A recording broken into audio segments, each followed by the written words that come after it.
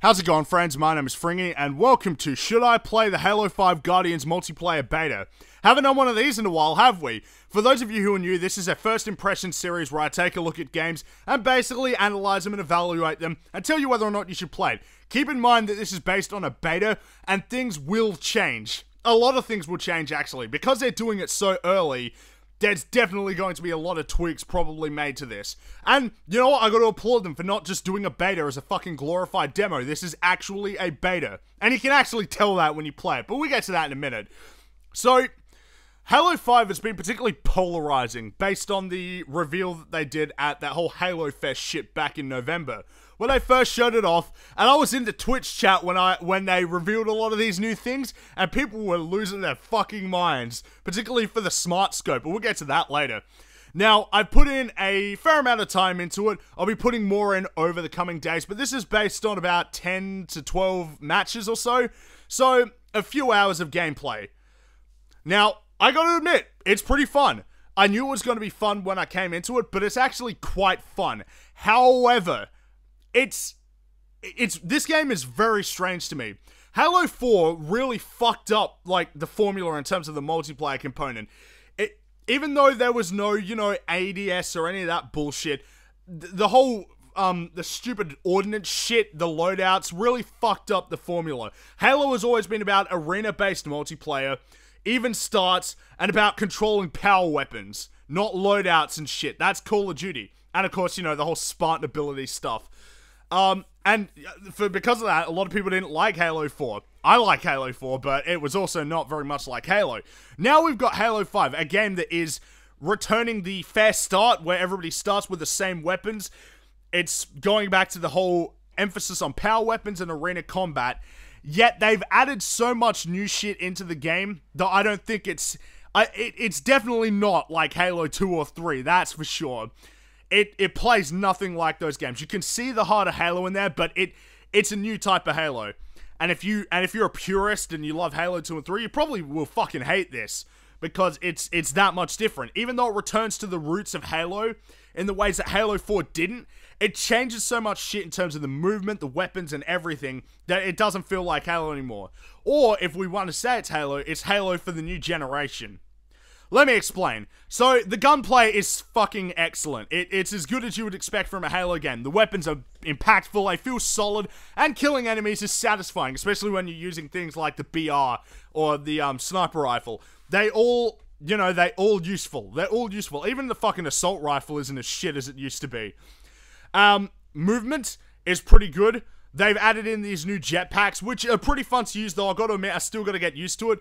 I keep pressing B to melee because I've been playing the Halo 2 and 3 online, and I boost in front of enemies and then get shot. That's something I'll get used to, but the boost is actually pretty useful. It's fun to boost around, dodge enemies, and unlike Call of Duty, where you die so quickly anyway that the boost doesn't really work, in Halo, because you've got, you know, your armor and everything, boosting is useful.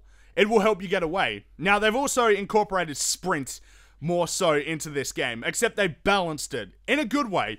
When you sprint, your shield doesn't regenerate, which I love that. That's such a good idea, because one of the biggest problems with first-person shooters is you can just fucking run away from people. So they're about to kill you and you can just run away. But in this, you can run away if you want, but that means if one person shoots you, you're probably fucked if you've got no shields left. And it's a good way to balance it out. It's a good way to encourage people not to sprint all the time. Now let's get into the main thing that people were really concerned about, myself included, the fucking smart scope.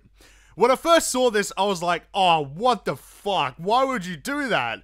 But the more information I heard about it, the less I was skeptical about it, because really all it seemed like they were trying to do was make it so that it was just adding an animation. Instead of it being linked to the HUD, there was just an animation for it. And that's really all it is.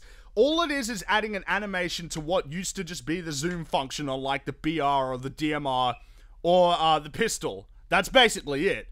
And really, it's not that bad. In fact, you rarely find yourself using it unless you've got, like, the BR and someone's really far away.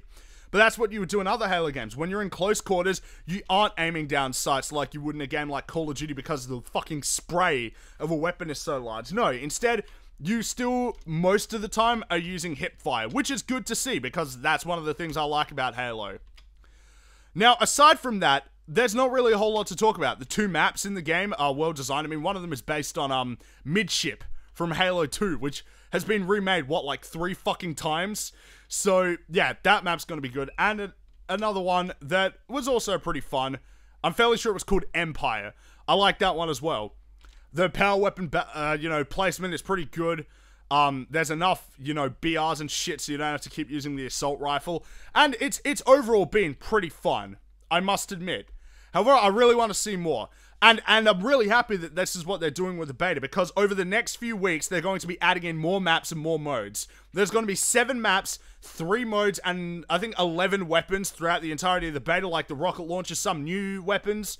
It's pretty cool. I'm glad how much content they're putting in. Now let's talk about the whole bump to 60 frames per second, something that I have to applaud them for, because in an industry where console games are more and more getting locked at 30 FPS, it's good to see fucking 343 Industries with Halo decide to bump it to 60 FPS, even if it's going to compromise the graphics. Oh, the graphics are so important. But yeah, it makes the game look a lot smoother, that's what I gotta say for sure. Even though there are some frame rate drops here or there, it's a beta, so you expect that. But yeah, it does look smooth. However, I want to talk about this bullshit that I've been seeing online about this game looks amazing. You got to be kidding me, right? I mean, this is not the final. This is not the final graphics, and for a beta, they look pretty good. They're serviceable. But the people saying to me that this is one of the best looking games they've ever seen, you must be fucking high, because even in the the stuff that they've shown us with the the higher resolution graphics on, it still doesn't look that great to me. But at the end of the day, you know what? None of that matters. As long as the game is 60 FPS, I prefer that. And they're targeting 1080p, which is, that's pretty impressive for a fucking Xbox One game. But apart from that, I have had a lot of fun with this. If you have the Master Chief Collection, you can get it. The way of getting it before was convoluted, but you can get it through the extras option on the Master Chief Collection if you do own it. And I definitely say give it a shot. Even if you're really skeptical of what they're doing with this, I actually think that this is okay. As much as I like playing Halo 2 and 3, I've still got the option to play those, well, as best I can with the matchmaking on the Master Chief Collection. But I'm fine with Halo evolving and moving on and starting to keep up and change. And this is the fastest Halo that has ever been, but it's a lot of fun.